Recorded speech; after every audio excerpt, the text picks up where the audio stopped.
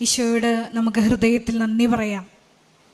ഏറെ പ്രത്യേകമായിട്ട് ദൈവപിതാവ് ആകർഷിച്ച് ഈ സമയം ഈ ആലയത്തിൽ ഒരുമിച്ച് നമ്മളെ കൂട്ടിയ ദൈവപിതാവിൻ്റെ സ്നേഹത്തിന് നമുക്ക് ഹൃദയത്തിൽ നന്ദി പറയാം. പരിശുദ്ധ പരമ ദിവ്യകാരുണ്യത്തിന്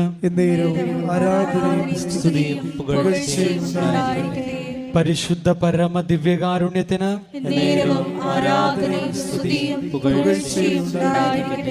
പരിശുദ്ധ പരമ ദിവ്യകാരുണ്യത്തിന്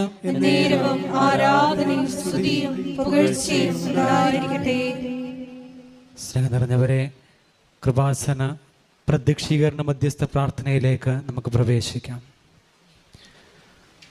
അമ്മേ, പരിശുദ്ധ അമ്മേ, ദൈവമാതാവേ, കൃപാസനത്തിലൂടെ ഞങ്ങൾക്കും ഞങ്ങളുടെ ദേശത്തിനും അമ്മ മാധ്യസ്ഥം തേടിത്തന്ന എല്ലാ അനുഗ്രഹങ്ങൾക്കും കൃപകൾക്കും ഞങ്ങളിപ്പോൾ ഹൃദയം നിറഞ്ഞ നന്ദി പറയുന്നു. നമുക്കെല്ലാവർക്കും ഉച്ചത്തിൽ സ്തുതിച്ചുകൊണ്ട് പ്രാർത്ഥിക്കാം. വിശ്വസിക്കുന്നു അങ്ങയുടെ സന്നിധിയിലായിരുന്നു ആരാധിക്കുകയും സ്തുതിക്കുകയും മഹത്വപ്പെടുത്തുകയും യേശുവേ, സ്തുതി, ആരാധന. Hallelujah, hallelujah, hallelujah, hallelujah, hallelujah. ആരാധന, ഹല്ലേലൂയ,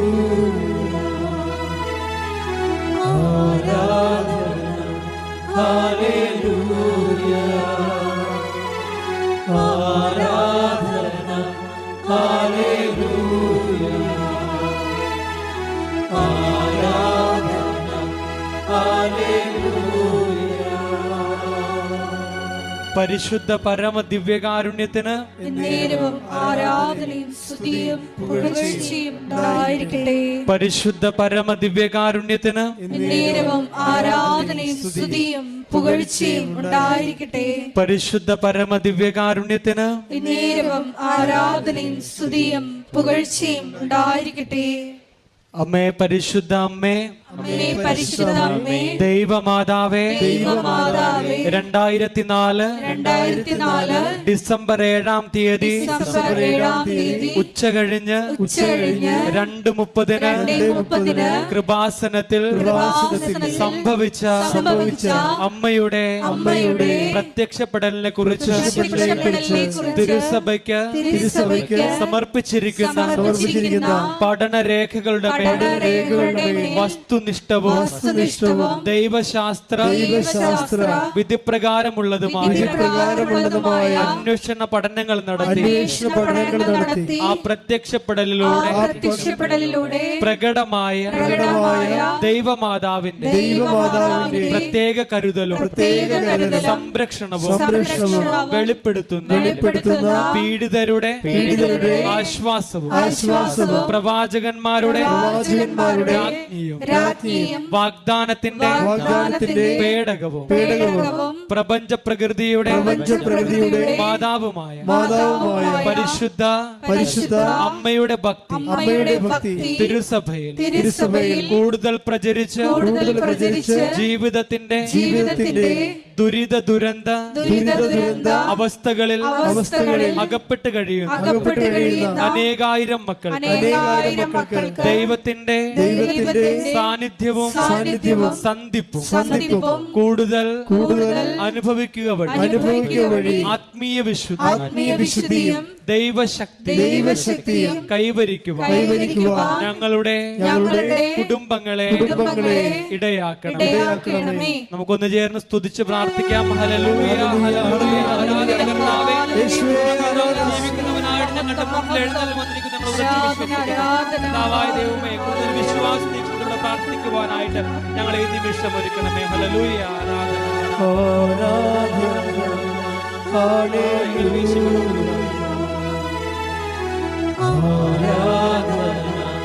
ഹല്ലേലൂയ, ആരാധന, ഹല്ലേലൂയ, ആരാധന, ഹല്ലേലൂയ. അമ്മേ പരിശുദ്ധ അമ്മേ, അമ്മേ പരിശുദ്ധ അമ്മേ, ഭൂസ്വർലോകങ്ങളുടെ രാജ്ഞിയായ അങ്ങേക്ക് ഭൗമ സംരക്ഷണത്തിനായി പ്രപഞ്ച പ്രകൃതിയെ തിരുസഭ പ്രതിഷ്ഠിക്കുവാൻ ഈ പ്രത്യക്ഷീകരണം ഇടയാക്കണമേ. പരിശുദ്ധ അമ്മേ, ജപമാല മാതാവേ, സകല കൃപാസന പ്രാർത്ഥനകളോടും ചേർന്ന് ഞങ്ങളിപ്പോൾ പ്രാർത്ഥിക്കുന്നു. ഈ കുടുംബത്തിന്റെ പ്രത്യേക നിയോഗങ്ങളും മൗനമായി നിന്നുകൊണ്ട് നമുക്ക് പരിശുദ്ധ അമ്മയുടെ സന്നിധിയിൽ ദൈവതിരുകുമാരന്റെ പ്രത്യേക മധ്യസ്ഥം പ്രാർത്ഥിച്ചുകൊണ്ട് നമ്മുടെ പ്രാർത്ഥനകളും നിയോഗങ്ങളും സമർപ്പിക്കാം.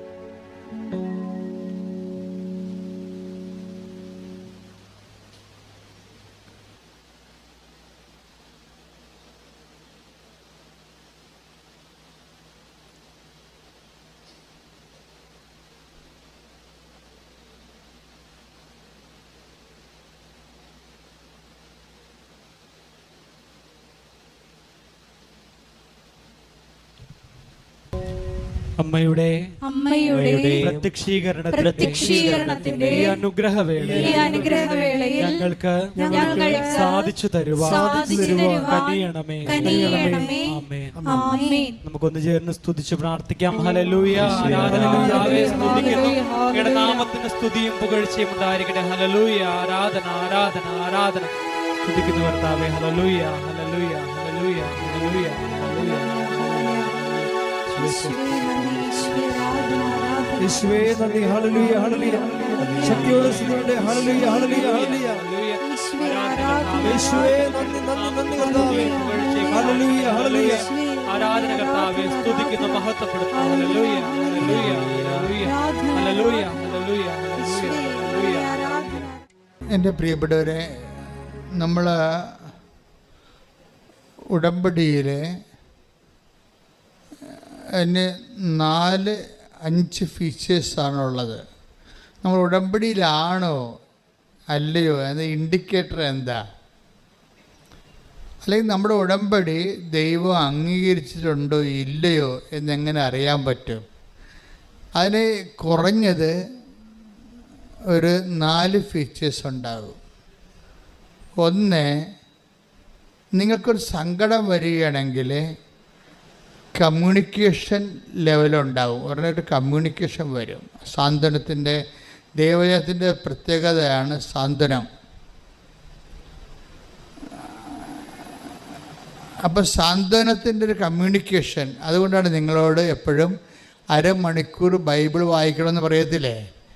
ഈ സാന്ത്വനം കിട്ടുമ്പോൾ നമുക്കറിയാമല്ലോ, വേർഡ് ഓഫ് ഗോഡിലൂടെ മാത്രമേ ദൈവം കമ്മ്യൂണിക്കേറ്റ് ചെയ്യത്തുള്ളൂ സാധാരണ. അത് നിങ്ങൾക്ക് ആ ദൈവത്തിൻ്റെ സാന്ത്വനം കിട്ടാൻ വേണ്ടിയാണ് നിങ്ങൾ വചനം അരമണിക്കൂർ വെച്ച് എല്ലാ ദിവസവും വായിക്കാൻ പറയണത്. ഇൻ കേസ് എന്തെങ്കിലും കാഷ്വാലിറ്റി ഉണ്ടായി നിങ്ങൾ പെട്ടുപോയാൽ ദൈവത്തിൻ്റെ മനസ്സ് നിങ്ങളോട് പറയണത് വചനത്തിൻ്റെ മീഡിയ ഉപയോഗിച്ചിട്ടായിരിക്കും.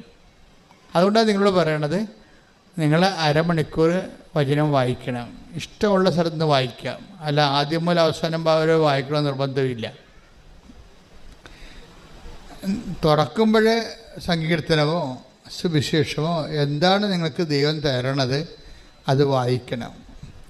വായിക്കുമ്പോൾ മനസ്സിലാകാതിരിക്കുന്ന ഒരു പ്രശ്നവും ഇല്ല. അത് ഈ കത്തോലിക്കർ മാത്രമേ പറയത്തുള്ളൂ മനസ്സിലാകണില്ലെന്ന്. ബാക്കി എല്ലാവരും പറയും പെട്ടെന്ന് മനസ്സിലാകുന്നുണ്ടെന്ന് പറയും. അത് നിങ്ങൾ അന്വേഷിച്ചാൽ മതി എന്താ കാര്യമെന്ന്. ഇത് വായിക്കാൻ ഭയങ്കര പാടാണ്, മനസ്സിലാകുന്നില്ലെന്ന് കൂടുതൽ എന്നോട് പറഞ്ഞിരിക്കുന്നത് എല്ലാം കത്തോലിക്കരാണ്. പെട്ടെന്ന് മനസ്സിലാകുമെന്ന് പറയുന്നത് ഹൈന്ദവ സഹോദരങ്ങളാണ്. എന്താ കാര്യത്തിനാൽ ഇതിൻ്റെ മനസ്സിലാകേണ്ട ഒരു അഭിഷേക തലമുണ്ടതിന്. എൻ്റെ ഒരു അഭിഷേക തലമുണ്ട്. ദൈവം നമ്മളോട് കമ്മ്യൂണിക്കേറ്റ് ചെയ്യണമെന്നാണ്. അതിനുപയോഗിക്കുന്ന ലളിതമായ വാക്കുകളാണ് ബൈബിളിലുള്ളത്. ഞാൻ ഈ ദിവസം അനു വിജയൻ്റെ ഒരു സാക്ഷ്യം കേൾക്കിയിരുന്നു. അപ്പം അനു വിജയനെ സംബന്ധിച്ചിടത്തോളം അവൾ പണയം വെച്ച് വീട്ടിലുണ്ടായിരുന്ന സ്വർണ്ണമാല പണയം വെച്ച് ഉടമ്പടി എടുത്ത ആളാണ്. അപ്പോൾ അതിൻ്റെ അകത്ത് ഇൻവെസ്റ്റ്മെൻ്റ് അപ്പം തന്നെ അതിൻ്റെ അകത്ത് ചോദ്യം ചെയ്യപ്പെടാത്ത ഇൻവെസ്റ്റ്മെൻറ്റായി. ഇതിൻ്റെ ഇൻവെസ്റ്റ്മെൻറ്റ് ലെവൽ സത്യസന്ധമായാൽ പെട്ടെന്ന് അടയാളങ്ങൾ സ്പീഡപ്പാകും. ദൈവത്തിന് ഒരു സംശയം തോന്നരുത്. ഓരോരുത്തരൊക്കെ ഉടമ്പടി എടുക്കുന്നുണ്ട്, ഇനിയിപ്പോൾ അതിൻ്റെ കുറവൊന്നും വേണ്ട, എന്നാൽ നമുക്ക് ആലപ്പുഴ പോയേക്കാം എന്നൊക്കെ വിചാരിച്ച് അങ്ങനെ ഉടമ്പടി എടുക്കാറുണ്ട്. അപ്പോൾ അതിൻ്റെ ദൈവത്തെ അറിയാം അതൊരു ഫേക്ക് കേസാണ്. അവർക്ക് ഇതുകൊണ്ട് വലിയ അത്യാവശ്യമൊന്നുമില്ല, അവർക്ക് അത്ര ഉണ്ട് വലിയ ഇതിനകത്ത് ആശ്രയിക്കണമെന്നുമില്ല. ഇപ്പം എല്ലാവരൊക്കെ എടുക്കുന്നുണ്ടല്ലോ, കൂട്ടുകാരും നാട്ടുകാരൊക്കെ എടുക്കുന്നുണ്ട്. ഇനിയിപ്പോൾ അതിൻ്റെ ഒരു കുറവ് നമുക്കുണ്ടാവേണ്ടെന്ന് വിചാരിച്ചുകൊണ്ട് ഒരു സാധാരണ ലെവലിലെടുക്കും. അപ്പോഴും ദൈവത്തെ എപ്പോഴും നമ്മൾ ശ്രദ്ധിക്കേണ്ടതേ, എപ്പോഴും ഉടമ്പടി ശ്രദ്ധിക്കേണ്ടത്, ഇത് എപ്പോഴും അച്ഛൻ പറഞ്ഞ ഒരേ വാക്കാണ്, ഇതൊരു ബൈലാറ്ററൽ എഗ്രിമെൻ്റാണ്. അത് ഉഭയകക്ഷി ആയിട്ടുള്ളൊരു ധാരണാപത്രമാണ്. എന്ന് വെച്ച് കഴിഞ്ഞാൽ നമ്മളൊരു കക്ഷിയാണ് അവിടെ. പ്രാർത്ഥനയും നമ്മളൊരു കക്ഷിയല്ല. ആർക്കും വേണ്ടി പ്രാർത്ഥിക്കാം, അതിനകത്ത് കമ്മിറ്റ്മെൻറ്റ്സ് ഒന്നുമില്ല, നിബന്ധനകളൊന്നുമില്ല. ഉടമ്പടി വരുമ്പോൾ നമ്മളൊരു ഈക്വൽ പാർട്ട്ണറായിട്ട് വരും, ഒരു തുല്യ പങ്കാളിയായിട്ടാണ് വരുന്നത്. ഈ തുല്യ പങ്കാളി വരുമ്പോൾ ഉണ്ടാകുന്നൊരു പ്രശ്നം, ഉടമ്പടി വാഗ്ദാനങ്ങളുടെ അവകാശികളായിട്ട് വരും. അത് ഒന്നും രണ്ടും വാഗ്ദാനമല്ല. ദൈവം ലോകം സൃഷ്ടിച്ച കാലം മുതൽ മനുഷ്യരാശിയുടെ വ്യത്യസ്തങ്ങളായ കാലാവസ്ഥയ്ക്ക് ഉണ്ടായിട്ടുള്ള പ്രതിസന്ധികളെ അതിജീവിക്കുന്നതിന് വേണ്ടി അതാത് കാലത്ത് കൊടുത്തിരിക്കുന്ന അപ്ഡേഷനോട് കൂടിയിട്ടുള്ള വാഗ്ദാനങ്ങൾക്ക് മുഴുവൻ നമ്മൾ അവകാശികളായിട്ട് വരികയാണ്. അപ്പോൾ ഉടമ്പടി എടുക്കുമ്പോൾ നമുക്ക് സാധാരണ പ്രാർത്ഥിക്കുന്ന പോലെ പ്രാർത്ഥിക്കുമ്പോൾ ഇതിനെക്കുറിച്ച് we are not bother about it. അറിയത്തില്ല നമുക്ക് ഇതിൻ്റെ അകത്ത് എന്ത് പ്രാർത്ഥിക്കുമ്പോൾ ഒരു വിഷയം വന്ന് നമ്മൾ പ്രാർത്ഥിച്ചു, അത്രേ ഉള്ളൂ. അത് കിട്ടിയാൽ കിട്ടും, അല്ലെങ്കിൽ പോകാം. പക്ഷേ ഉടമ്പടി അത് പോകത്തില്ല, പോകേണ്ട കാര്യമില്ല. കാര്യം അത് ബൈലാറ്ററൽ എഗ്രിമെൻ്റാണ്. പിന്നെ നമുക്ക് വരുന്ന ഒരു സീരിയസ്നെസ് എന്ന് പറയണത്, നമ്മൾ ഉടമ്പടിയിൽ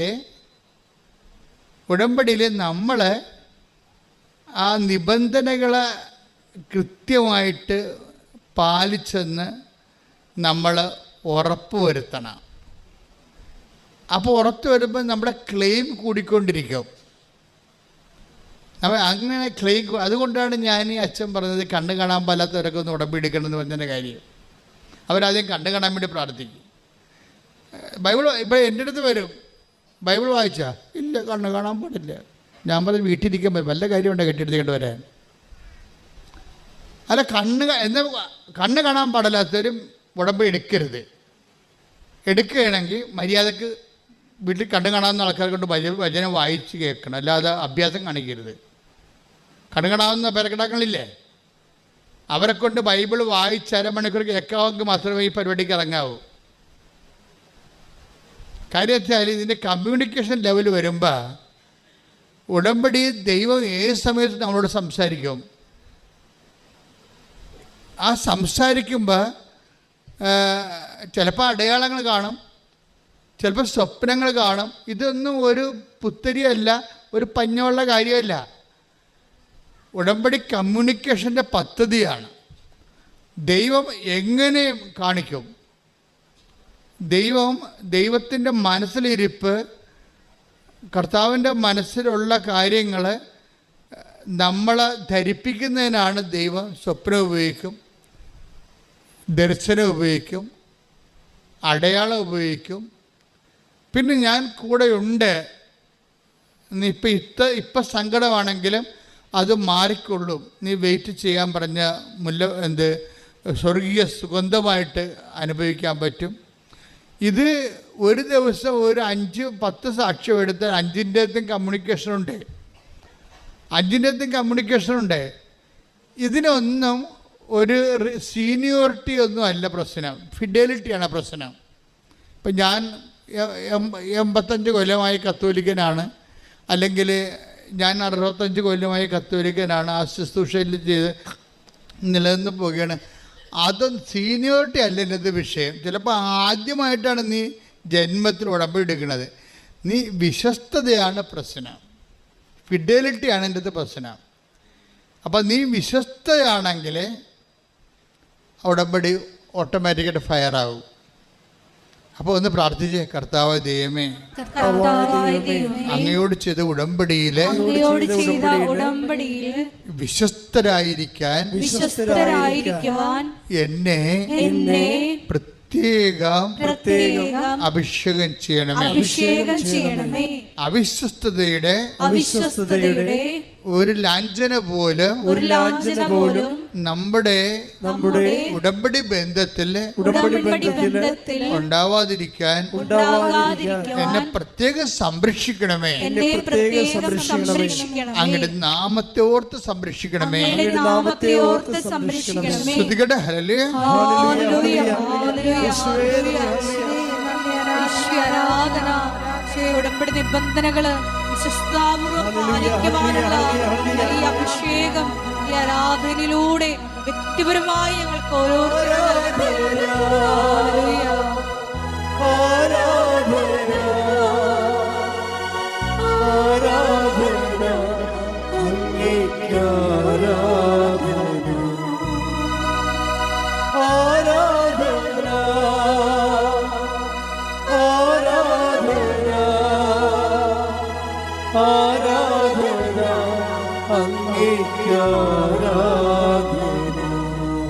പരിശുദ്ധ പരമ ദിവ്യകാരുണ്യത്തിന് ആരാധനയും സ്തുതിയും പുകഴ്ചയും ഉണ്ടായിരിക്കട്ടെ.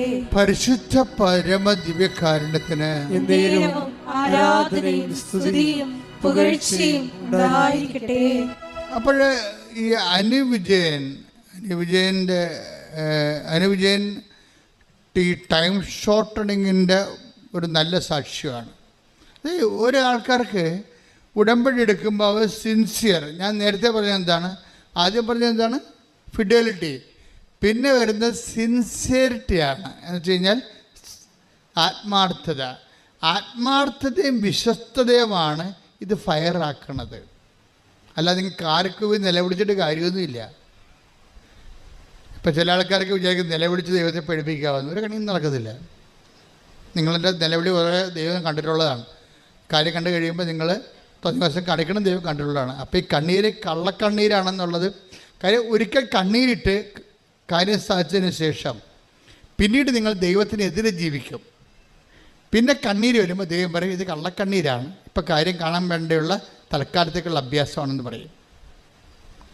പറഞ്ഞ മനസ്സിലായില്ലേ? എന്നുവെച്ചാൽ ഒരിക്കൽ നിങ്ങൾ കണ്ണീരിട്ട് ദൈവത്തിലേക്ക് കാര്യം സാധിക്കും. അപ്പോൾ നിങ്ങൾക്ക് വിചാരിക്കും കരഞ്ഞ് പ്രാർത്ഥിക്കുമ്പോൾ ആന കൂനെന്നൊക്കെ പറയും, ബൈബിളൊക്കെ ഉണ്ട് കരഞ്ഞ് പ്രാർത്ഥിക്കണയൊക്കെ. പക്ഷെ നിങ്ങൾ കരഞ്ഞ് പ്രാർത്ഥിച്ച് ആ കാര്യം കണ്ടതിന് ശേഷം പിന്നെ നിങ്ങൾ ദൈവത്തെ മറക്കും, മറന്ന പോലെ ജീവിക്കും, അല്ലെങ്കിൽ മറന്ന പോലെ പെരുമാറും, മനുഷ്യത്വം പോലും ഇല്ലാത്ത മര്യാദയില്ലാതെ പെരുമാറും, പ്രാർത്ഥന ഇല്ലാതെ ജീവിക്കും. പിന്നെ ഒരു വിഷയം വരുമ്പോൾ നിങ്ങൾ കണ്ണീരിടും. അപ്പം ദൈവം പറയുന്നത് കള്ളക്കണ്ണീരാണെന്ന് പറയും. അത് കള്ളക്കണ്ണീരെന്ന് പറഞ്ഞാൽ അങ്ങനെയാണ്. നമ്മൾ ലോകത്ത് കള്ളക്കണ്ണീരെന്ന് പറയണത് അഭിനയിപ്പിച്ച് ഗ്ലിസറിനടിച്ച് കരയണനാണ് കള്ളക്കണ്ണീരെന്ന് പറയുന്നത്. കണ്ണീര് വരുന്നില്ല എങ്കിലും ഏങ്ങി നിലവിൽ ചില ആൾക്കാരുണ്ടല്ലോ, ചില അപ്പന്മാരൊക്കെ മരിക്കുമ്പോൾ ഞാനൊരു 1600 പണമെടുത്ത് മരിപ്പെടുത്തിട്ടുണ്ട്. അപ്പോൾ ഈ ചില പെമ്മക്കളെ കെട്ടിച്ച് വിട്ടവളെ ആ ഒരു പോക്കും പോയി കളയും. പിന്നെ അപ്പനെയും നോക്കത്തില്ല അമ്മനെയും നോക്കത്തില്ല. എന്നിട്ട് അവളൊക്കെ വല്ലപ്പോഴുമൊക്കെ അപ്പനൊക്കെ കിടപ്പായി കഴിയുമ്പോൾ ഒന്ന് ഇടയ്ക്കൊക്കെ വരും. വന്നിട്ട് എന്ത് ചെയ്യും, ചുറ്റും നടന്നുള്ള ബന്ധുക്കളെ മുഴുവൻ കാണും. ആദ്യം ആ ചെറിയ വേഗം പിടിച്ചുകൊണ്ട് വാനിറ്റി വേഗം പിടിച്ചു. ഇതിലെല്ലാം അയ്യോ അമ്മയുടെ കാര്യം കഷ്ടമാണ്, എന്ത് ചെയ്യാനാണ്, ഞാൻ കൊണ്ടുപോകാമെന്ന് വിചാരിക്കും. ഇവിടെ കൊണ്ടുപോകത്തില്ലേ? ഇങ്ങനെ കുറേ കിളവൻ ഭർത്താവൊക്കെ പറയും ഇവിടെ കൊണ്ടുപോകത്തില്ല, ചത്ത കൊണ്ടുപോകത്തില്ല, ഇവൾ കയറിയിട്ടില്ല. ഇപ്പം ചാകുമെന്ന് ഉറപ്പായപ്പോൾ ബന്ധുക്കളെല്ലാം ക്യാൻവാസ് ചെയ്യണവൾ എന്താണ്, ഞാൻ വരുമ്പോൾ ഇനി അപ്പൻ്റെ അടുത്ത് പോയില്ലെങ്കിലും ബന്ധുക്കളടുത്ത് കൃത്യമായിട്ട് പോകും. അല്ലെങ്കിൽ വിളിച്ച് ബന്ധുക്കളോടൊക്കെ പറയും, ഓരോ കാര്യങ്ങൾ പറയും. അപ്പോഴങ്ങനെ വരുമ്പോൾ ബന്ധുക്കൾ ഓർക്കും ഇവരാണ് ഈ അപ്പനെ നോക്കണമെന്ന്, ഇവളാണ് ഈ അപ്പനെ നോക്കണമെന്ന് നോക്കും. എന്നിട്ട് മരിച്ചു കഴിയുമ്പോൾ ഒരു ഭയങ്കര കരച്ചിലുണ്ട്. കറുത്ത ഉടുപ്പൊക്കെ മേടിച്ച് വെച്ചിരിക്കണം അപ്പം മരിക്കാൻ വേണ്ടി, ആ സമയത്ത് ഇടാൻ വേണ്ടി. എന്നിട്ടൊരു വല്ലാത്ത കരച്ചിലുണ്ട്. അപ്പോൾ എനിക്കറിയാം, ഞാൻ ഇടവക വികാരി കാരണം ഇനി അപ്പനെ നോക്കി ആരാണ്, അമ്മ നോക്കി ആരാണെന്നറിയാം. അപ്പോഴേ അവിടുത്തെ ആ മരുമകളായിരിക്കും അപ്പനെ നോക്കിയിരിക്കണം അവസാന കാലങ്ങളിൽ. അവളല്ല ഞാനാണ് നോക്കിയതെന്ന് പിണമെടുക്കാൻ വന്ന ആൾക്കാർ ധരിപ്പിക്കാൻ വേണ്ടിയാണ് ഇവൾ കിടന്ന് മോങ്ങണം ഇപ്പോൾ ഈ അഭ്യാസം കാണിക്കണത്. അമ്മയാണ് മരിച്ചു കിടക്കണമെന്നുണ്ടെങ്കിൽ ആ കമന്നടിച്ച് അമ്മയുടെ പിണത്തിൻ്റെ അടുത്ത് വീണച്ച് കമ്മലടിച്ചിട്ട് പോകും. എന്തെല്ലാം അഭ്യാസങ്ങളാണ്! എല്ലാ പെമ്മക്കളും ഇങ്ങനെ പറയുകയല്ല, ഇതിനാണ് കള്ളക്കണ്ണീരെന്ന് പറയണത്. പക്ഷേ ബൈബിളിൽ കള്ളക്കണ്ണീരെന്ന് പറഞ്ഞാൽ അതല്ല. ബൈബിളിൽ കള്ളക്കണ്ണീരെന്ന് പറയണത്, ബൈബിളിൽ കള്ളക്കണ്ണീരെന്ന് പറഞ്ഞാൽ എന്താണ്? അതായത് നമ്മൾ ഒരിക്കൽ കരഞ്ഞ് ദൈവത്തിനടുക്കെന്ന് കാല് പിടിച്ച് കാര്യം കണ്ട്, എന്നിട്ട് നമ്മൾ തോന്നിയ മാസം ജീവിച്ച്, ദൈവം ഇല്ലാത്ത പോലെ ജീവിച്ച്, പിന്നെ ഒരു ദിവസം ഒരു വിഷയം വരുമ്പോൾ പിന്നെ നമ്മൾ പഴയ ആ നമ്പർ എടുക്കും. അതിനാണ് കള്ളക്കണ്ണീരെന്ന് പറയുന്നത്. കാര്യം അപ്പോൾ ദൈവം പറയും, ദൈവം എപ്പോഴും ഇവിടെ നിങ്ങളെ എനിക്കറിയാമെന്ന് പറയും. ശ്രുതിക്കട്ടെ, ഹല്ലേലൂയ.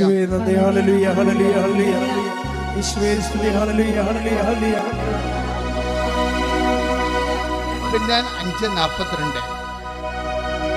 യോഹന്നാൻ 5:42. എനിക്ക് നിങ്ങളെ അറിയാം, നിങ്ങളിൽ ദൈവസ്നേഹമില്ല. എനിക്ക് നിങ്ങളെ അറിയാം, പറഞ്ഞ്. എനിക്ക് നിങ്ങളെ അറിയാം, നിങ്ങൾ ദൈവസ്നേഹമില്ല, നിങ്ങളിൽ ദൈവസ്നേഹമില്ല. ഇത് ഭയങ്കര ക്യാപിറ്റൽ വേർഡാണ്. വളരെ ശ്രദ്ധിച്ച് കൈകാര്യം ചെയ്യും. ഉടമ്പടിക്കാർ വളരെ ശ്രദ്ധിക്കേണ്ട വചനമാണിത്. എന്താണ്? യോഹന്നാൻ 5:42. എന്താണ്? എനിക്ക് നിങ്ങളെ അറിയാം. അത് തന്നെ, ഓർഡർ തമ്മവ ആളറിയാം. അത്ര, എനിക്ക് നിങ്ങളെ അറിയാം. എന്നിട്ട് നിങ്ങളെ പഴയ ചരിത്രം അറിയാമെന്ന് പറയണം. ഒന്നും മറക്കത്തില്ല, അല്ലേ? കുഴപ്പം. ദൈവത്തിൻ്റെ ഏറ്റവും വലിയ കുഴപ്പം എന്താണെന്ന് വെച്ച് കഴിഞ്ഞാൽ ഒന്നും മറക്കത്തില്ല. നിങ്ങൾ മറന്നു പോകും. പക്ഷെ മറ്റതവിടെ ക്ലിയർ റെക്കോർഡ് ചെയ്ത് വെച്ചിരിക്കുക, രജിസ്റ്റേർഡാണ് സംഭവം. നിങ്ങൾ ഈ രജിസ്റ്റേർഡ് എന്ന് പറയുന്നത് നിങ്ങളുടെ തലയിലെഴുത്തായിട്ട് മാറരുത്. നിങ്ങളുടെ തലയിലെഴുത്ത് നിങ്ങൾ തന്നെ തിരുത്താൻ നോക്കണം. കാരണം നിങ്ങളുടെ കഴിഞ്ഞ കാലങ്ങളിലുള്ള അഭ്യാസങ്ങളും ആ വ്യക്തികൾ തന്നെ ഇന്നും ജീവിച്ചിരിക്കണമെന്നുണ്ടെങ്കിൽ നിങ്ങൾ ഫ്രോഡായിട്ട് രജിസ്റ്റേർഡാണ്. നിങ്ങളുടെ പേരടിക്കുമ്പോൾ തന്നെ ഫ്രോഡെന്ന് അടിച്ചു വരും. കള്ളത്തരമാണ് കയ്യിരിക്കണമെന്ന് വരും. അതുകൊണ്ടാണ് സത്യസന്ധത, ആത്മാർത്ഥത ഉടമ്പടിയിലെ പ്രധാനപ്പെട്ട വിഷയമായി മാറണത്. സത്യസന്ധത. നിങ്ങൾ ഉടമ്പടി എടുക്കുമ്പോൾ തന്നെ നിങ്ങളെ സത്യത്തിലേക്കാണ് ദൈവം വിളിക്കണത്. പിന്നെന്താണ്? ആത്മാർത്ഥതയിലേക്ക് വിളിക്കണത്. അതിന് ദൈവം പുതിയ മനുഷ്യരെന്ന് പറയും. പുതിയ മനുഷ്യൻ ബൈബിൾ ഉപയോഗിക്കുന്ന ഏറ്റവും വലിയൊരു സംജ്ഞയാണ് പുതിയ മനുഷ്യൻ. നിങ്ങൾ പറഞ്ഞില്ലേ, ഈ വീട് ഇരുട്ട് കുത്തി കിടക്കുകയാണ്, ഇതിൽ കയറുമ്പോൾ തന്നെ നെഗറ്റീവ് പവറാണെന്നൊക്കെ പറഞ്ഞ് നിങ്ങൾ ചുമ്മാ കള്ളത്തിലൊക്കെ പറയുന്നില്ലേ? കുറേ ആൾക്കാരിങ്ങനെ അടിച്ച് തലക്കയറ്റിട്ടിരിക്കണേ, അവിടെ നെഗറ്റീവ് പവറാണ്. ഒരു മണ്ണാങ്കട്ടയില്ല. മര്യാദക്ക് നിങ്ങൾ സത്യസന്ധരായി കഴിഞ്ഞാൽ, ദൈവദിവസ ആത്മാർത്ഥമായി കഴിഞ്ഞാൽ വെളിച്ചം എങ്ങനെ വരുമെന്നറിയാം. ഇപ്പം അനുവിജയം തന്നെ എന്താ പറയണത്? എൻ്റെ വീട്ടിൽ ഇരുട്ടായിരുന്നു, ഇപ്പോഴും കർത്താവിൻ്റെ വെളിച്ചം വീശെന്ന് പറഞ്ഞത്. കൈയിടിച്ച് കർത്താവ്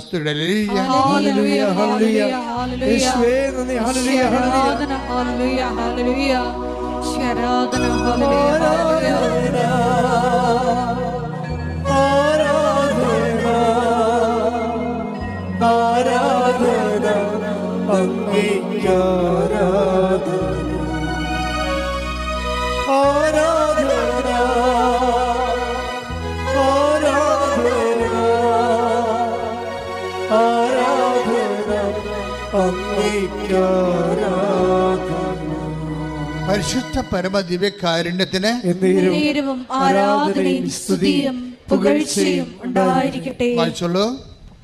വെളിപാട് 21:1. ഒരു പുതിയ ആകാശവും പുതിയ ഭൂമിയും ഞാൻ കണ്ടു. ആദ്യത്തെ ആകാശവും ആദ്യത്തെ ഭൂമിയും കടന്നുപോയി, കടലും അപ്രത്യക്ഷമായി. കടലും അപ്രത്യക്ഷമായെന്ന് പറയുമ്പോഴേ, ബൈബിളിൽ എപ്പോഴും ഈ കടല് സങ്കടങ്ങളുടെ ഒരു പ്രതീകമാണ്.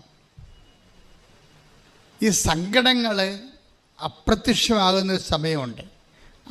ഒരു വ്യക്തി ദൈവസ്നേഹം നിറഞ്ഞ് ആ ദൈവസ്നേഹത്തിലെ ആന്തരിക അഭിഷേകം കിട്ടിക്കഴിഞ്ഞാൽ നിലവിലുള്ള സങ്കടമായിട്ട് അനുഭവിക്കാത്തൊരവസ്ഥ വരും. ഇതിനാണ് പുതിയ ആകാശം എന്നൊക്കെ പറയണത്. നമ്മുടെ മുമ്പിലുള്ള അപ്പൻ രോഗിയായിട്ടായിരിക്കാം, ചിലപ്പോൾ രോഗം മാറി കാണത്തിലിരിക്കും, പക്ഷെ നമ്മൾ മാറി ആ രോഗത്തെ കാണാനുള്ള നിരാശ, സങ്കടം, അതുപോലെ തന്നെ ഡിപ്രഷൻ, ഇങ്ങനെ കുറേ സാധനങ്ങൾ മാറി പുതിയ ആകാശത്തിലേക്ക് വരികയാണ്. നമ്മൾ പ്രാർത്ഥിക്കുക, കർത്താവായ ദൈവമേ, അങ്ങയോടുള്ള സ്നേഹത്താൽ അങ്ങയുടെ വചനം സത്യസന്ധമായി ആത്മാർത്ഥമായി പാലിക്കുന്നതിലൂടെ അങ്ങയോട് ചെയ്ത ഉടമ്പടിയിൽ വിശ്വസ്തയായി ജീവിക്കുന്നതിലൂടെ എനിക്ക് ദൈവസ്നേഹത്തിന്റെ ആന്തരിക അഭിഷേകം നൽകണമേ. ശ്രുതികട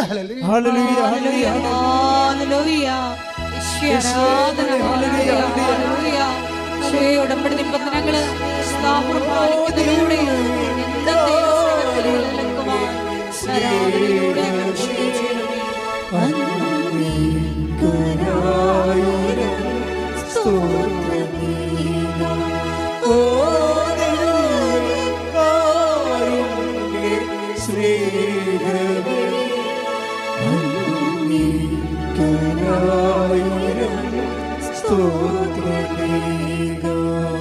പരിശുദ്ധ പരമദിവ്യകാരുണ്യത്തിന് ആരാധനയും സ്തുതിയും പുകഴ്ചയും ഉണ്ടായിരിക്കട്ടെ. നമുക്ക് അതായത് നിങ്ങൾ ഉടമ്പടിയുടെ ആന്തരിക അഭിഷേകം പ്രാപിച്ചിട്ടുണ്ടോ ഇല്ലയോ എന്നറിയണമെങ്കിൽ നഷ്ടപ്പെടുമ്പോൾ ഒരു പത്രം നിങ്ങൾ കൊടുക്കുകയാണ്. അപ്പോൾ മഴയാണ്, ഓട്ടോറിക്ഷക്കാരുടെ അടുത്താണ് പോയി പത്രം കൊടുക്കണമെന്ന് വിചാരിച്ചോ? അല്ലെങ്കിൽ വീട്ടിൽ പത്രം കൊണ്ട് ഇറങ്ങിയപ്പോൾ അപ്പൻ നിങ്ങൾക്കെതിരാണ്. അപ്പൻ എവിടെയെങ്കിലും പോട്ടെ എന്നിട്ട് ഞാൻ പത്രം കൊണ്ട് ഇറങ്ങാം. അല്ലെങ്കിൽ അപ്പൻ ചുമ്മാ വേണമെങ്കിൽ എൻ്റെ തന്തയ്ക്ക് വിളിക്കും, പുള്ളിയെ തന്നെയാണ് വിളിക്കണമെങ്കിലും വെറുതെ എന്തിനാ തന്തയ്ക്ക് വിളിയാക്കണം? അപ്പനെ തന്നെയാണ് വിളിക്കണത് അപ്പൻ. പക്ഷേ എന്തിനാണ് രാവിലെ പുള്ളിക്ക് പണിയുണ്ടാക്കുന്നത്? പുള്ളി പോട്ടെ പോയിട്ട് പത്രം കൊണ്ട് ഇറങ്ങാമെന്ന് വിചാരിക്കും. അപ്പോൾ പോകുമ്പോഴും നിങ്ങളുടെ ഉള്ളിൽ ഉൾക്കണ്ട, നിങ്ങളുടെ വികാരം എന്താണ് ഉള്ളിൽ? ഉൾക്കണ്ട, സങ്കടം വല്ലതും കാണുക, വല്ലതും പറയുക, ഇത് എങ്ങനെയെങ്കിലും ഒന്ന് കൊടുത്ത് കേട്ടാൽ മതിയായിരുന്നു ഈ സാധനത്തിന്. അപ്പോൾ നിങ്ങൾ കവനൻ്റിലായിട്ടില്ല. കവനൻ്റിലാകണമെങ്കിൽ സന്തോഷം ഫീൽ ചെയ്യും. നഷ്ടപ്പെടുന്ന എല്ലാത്തിനും രോഗികളെ കാണാൻ പോകുമ്പോൾ ഭയങ്കര പ്രസരിപ്പായിരിക്കും. നിങ്ങൾ കവനൻ്റിലാണോ ഇല്ലേ എന്നുള്ള ഇൻഡിക്കേറ്ററാണ് ഞാൻ സംസാരിക്കുന്നത്. ഇപ്പോൾ ഇൻഡിക്കേറ്റർ ഓഫ് കവനൻസ്, അതായത് കവനൻ്റിലാണോ ഇല്ലയോ എന്നുള്ള സൂചന. അതിലൊരു സാധനം ആന്തരിക സന്തോഷമാണ്. രോഗികളെ കാണാൻ പോകുന്നു, അല്ലെങ്കിൽ രോഗികളുടെ അനാഥാലയത്തിൽ പോയി നഖം വെട്ടി കൊടുക്കുന്നു, ഉടുപ്പലക്കി കൊടുക്കുന്നു. അപ്പോൾ നമുക്ക് ത്രില്ലടിക്കും, നമുക്ക് ഉള്ളിൽ ഭയങ്കര സന്തോഷം തോന്നും നമുക്ക്. അപ്പോൾ ആന്തരിക സന്തോഷം. അപ്പോൾ ദാറ്റ് മീൻസ് നിങ്ങൾക്ക് ആത്മാവിൻ്റെ കൃപ കിട്ടി, നിങ്ങളുടെ കർത്താവിൻ്റെ ലൈനിൽ ഉടമ്പടിയിലാണ്. അതറിയണമെങ്കിൽ സുവിശേഷം 13:44 എടുത്ത് ശ്രുതിക്കട്ടെ. ഹല്ലേലൂയ.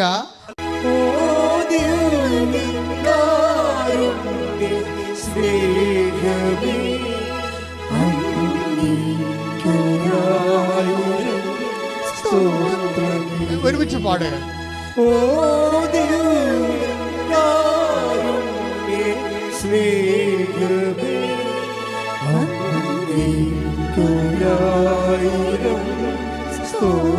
ഒരുമിച്ച് പാടാം.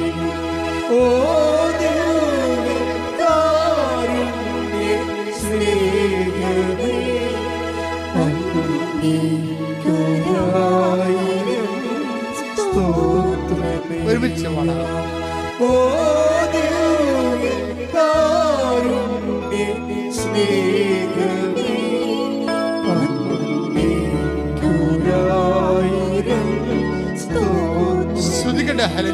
ഹല്ലേലൂയ ഹല്ലേലൂയ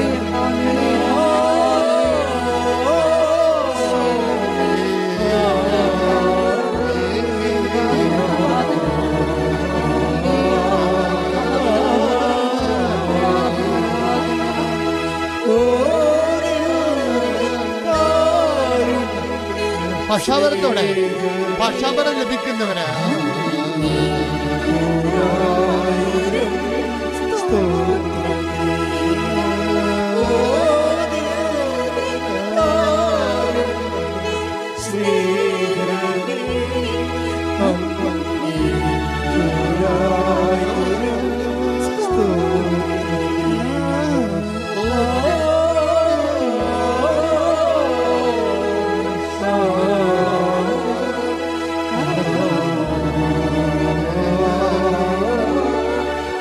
ദൈവസ്നേഹത്തോടെ ദിവ്യകാരുണ്യ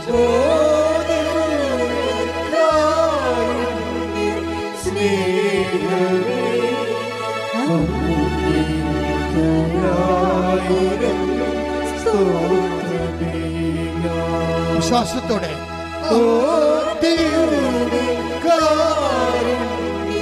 സ്നേഹ